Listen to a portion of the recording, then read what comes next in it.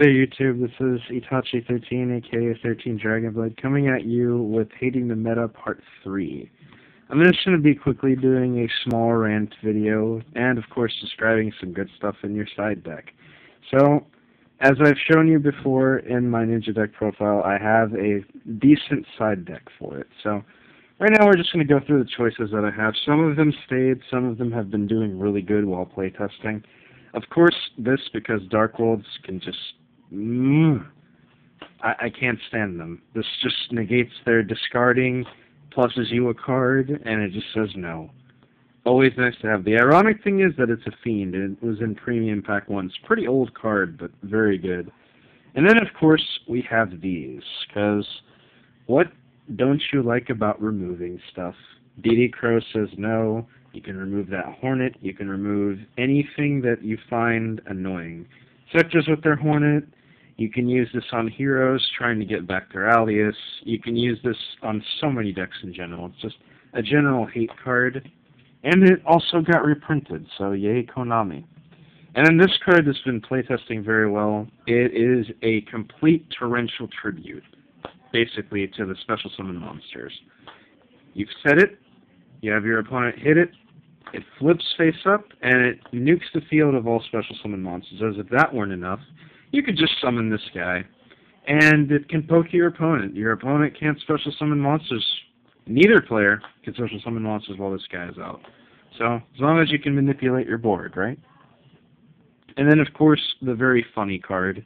He may seem cute and cuddly, and then you just set it, flips up, and it munches a monster.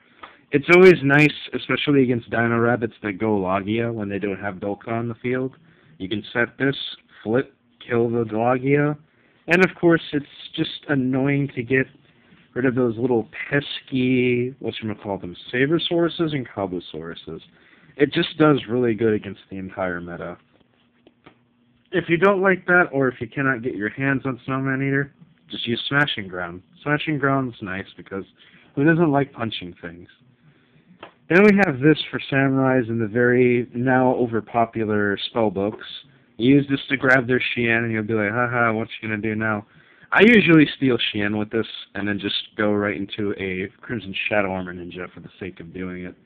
It brings me joy to be able to steal their Shien.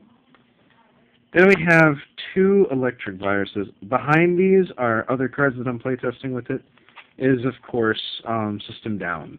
Because System Down is good, just as good as this thing. The reason I like this thing better, though, is you can be able to steal machines and dragons.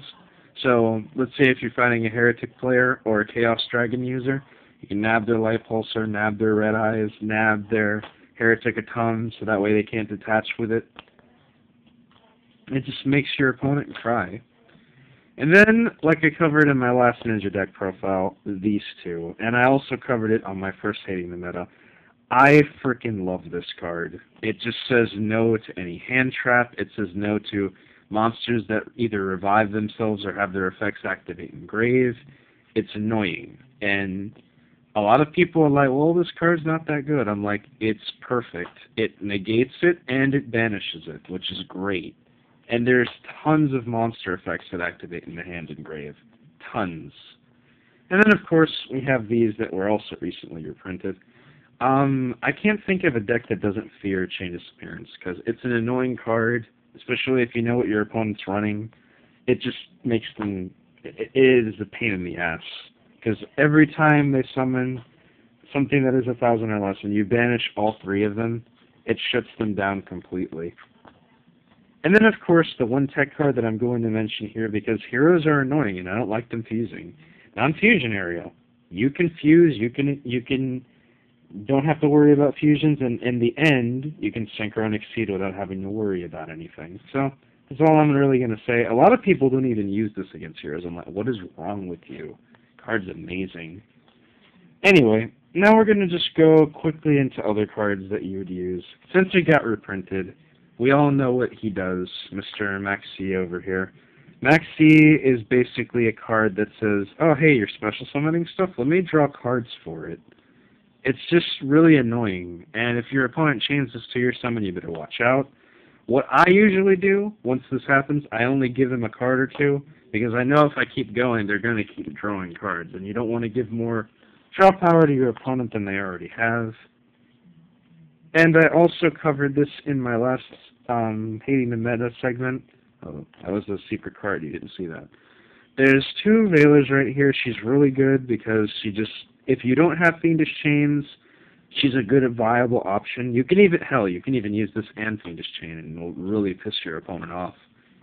Because they're getting all their hard work, and then right when they normal summon something or have a monster that has to work when it's summoned, well, you say no.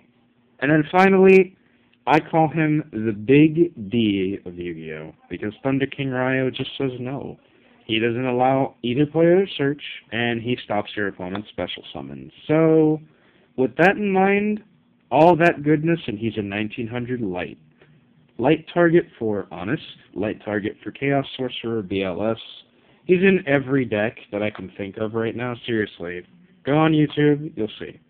And everybody runs T-King, no doubt about it.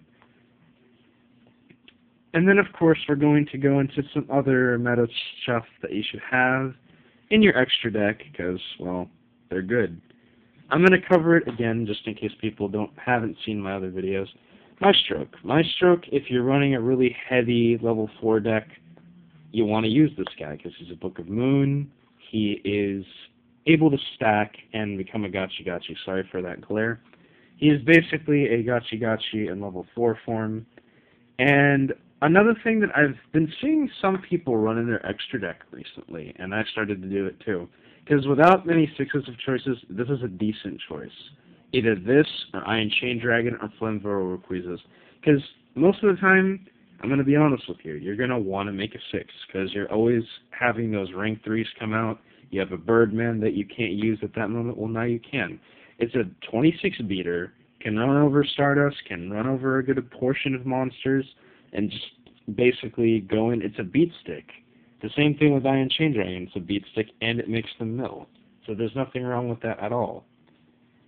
And now I'm going to go within the last few tech choices that I like to run. As I've already explained how good Compulse is, I don't have Fiendish Chain on me right now, but I used to run it in my last Ninja Profile deck. I still like Fiendish Chain, and I take it in and out, but these are never going to leave my deck. Just annoying ass Zen mains with his stupidity of blowing shit up drives me nuts. If it's not Zen mains, it's Gachi-Gachi. So, unless I'm running my agents, because in my agents I like to make both of them, I don't want to see monsters on the field, so I usually just use this, and they leave. And if that's not bad enough, then I have Thunder King get rid of it. And then, of course, getting very popular again. It's an old card, but every time, it's either Fiendish Chain or this, and since there's a lot of big Ds running around, you just use it. When your opponent special summons them, you banish the crap out of those monsters, because you just don't want them there. But it almost found its way into decks again, because it used to be really good back in the GX days, where everybody was running really high-level fusions, high-powered monsters, and they're back. So, here's what you do. Let your opponent special summon all their monsters, or let them summon their big D, and then you do that to it. Make them waste all those cards for nothing. It just brings me joy to have such annoying-ass players like Windups and some other stuff. No offense taken, because honestly they're still in the meta. And then, of course, everybody's tech choice is actually, I've seen some decks run it. I've seen some decks not run it. I've seen some decks run it at 2. I've seen some decks run it at 1. It's good. I still like Mirror Force. I still love Mirror Force. Will always love it, because it's just one of those cards that you have to use it for mass monster removal. And then lastly, a card that I think should be taking a little bit more priding into the meta is, of course, this. I haven't seen a deck that doesn't have it in their side deck, at least, because Forbidden Lance is good.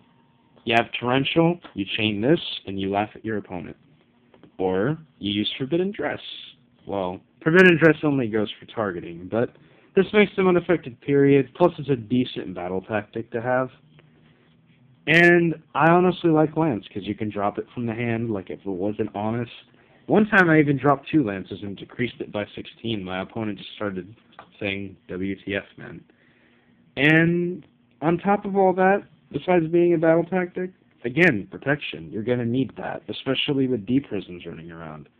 D-Prison was also another choice I wanted to take besides the Bottomlesses, but D-Prison I don't have right now. It's in one of my other decks, Heretics if I remember correctly.